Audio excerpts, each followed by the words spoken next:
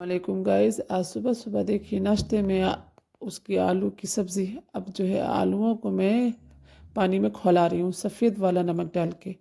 और ये मैंने इधर सब्ज़ी में डालने वालों की तैयारी कर ली। टमाटर, हरा मिर्चा और धनिया। और फिर जब ये जो है आलू थोड़े से खौल गए तो पूरे नहीं उबले, आधे, फिर मैंने इनको ठंडे पानी से धो लिया। और फिर इसको धोने धोने के बाद में मैंने तेल थोड़ा सा डाला और उसमें मेथी डाली।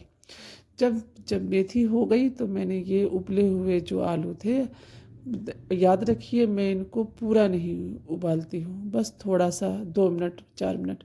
फिर आलू डाल के मैं इसी तेल में आलू को थोड़ी देर तक तेज़ आंच पे भून लेती हूँ। फिर मैंने इसमें सेंधा नमक डाला। मैं सेंधा नमक ही खाती हूँ। और फिर इसमें मैंने थोड़ी सी मिर्ची डाली पिसी हुई। फिर इसमें मैंने हल्दी डाली।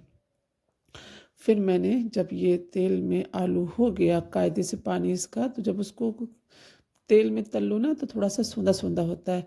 फिर सारा सामान डाल के और कायदे से चला के। और हाँ, इसमें मैं पानी नहीं डालती हूँ क्योंकि ये सूखी सब्जी होती है ना, रस्से वाली तो होती नहीं है।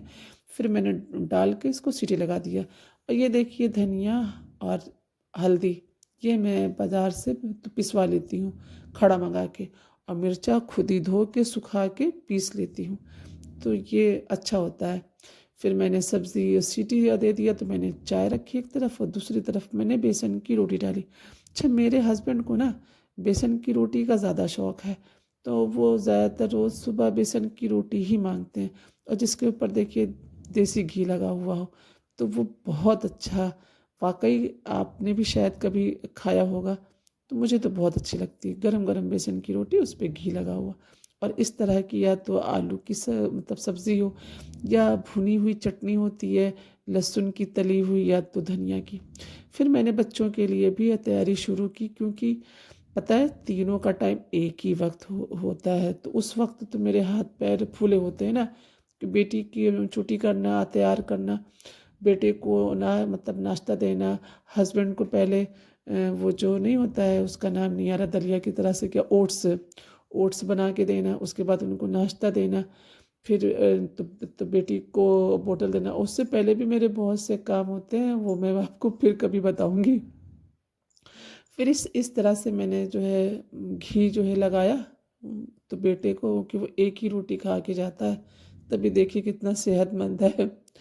तो फिर मैंने उसको एक रोटी दिया और हस्बैंड के लिए चाय निकाली। फिर मैंने जाके उन लोगों को नाश्ता दिया।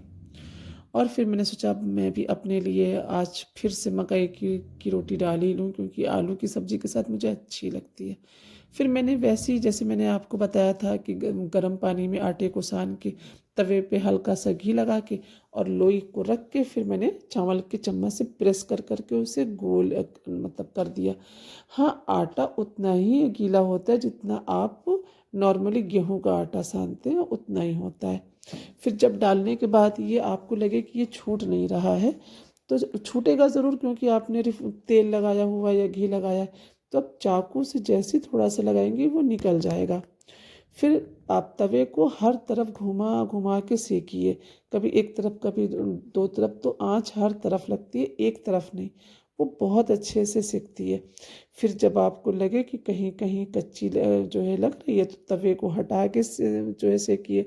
अब लोग तो चूल्हे पे सेकते हैं ना, अब चूल्हा तो मिलने वाला नहीं है, तो इसीलिए हम लोग ऐसे ही सेकते हैं। और मेरे तो हिसाब से बहुत अच्छी सेकी है। फिर मैंने भी अब आलू की सब्ज़ी के साथ लुफ्त लिया। उधर मुर्गियाँ चिल्ला रही थी, मैं डिस्टर्ब हो गई। जाके देखा आखिर इतना क्यों चिल्ला रही हैं, तो देखा ओहो 3 अंडे। वाह, आज मुर्गियों को क्या हुआ, बहुत दिन के बाद ऐसा हुआ।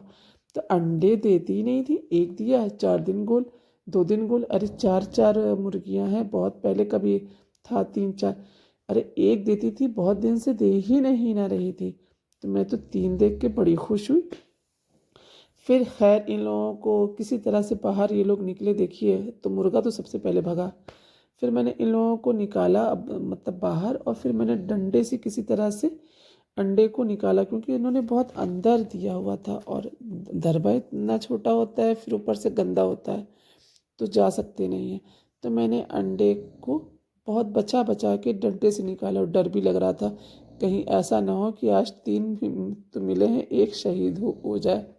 तो खैर फाइनली मैंने बहुत कायदे से निकाल लिया, और जब ये मैंने तीनों अंडे एक साथ इकट्ठा करके अपने हाथों में लिया तो मुझे बहुत अच्छा लगा कि 3 अंडे उठा रही हूँ।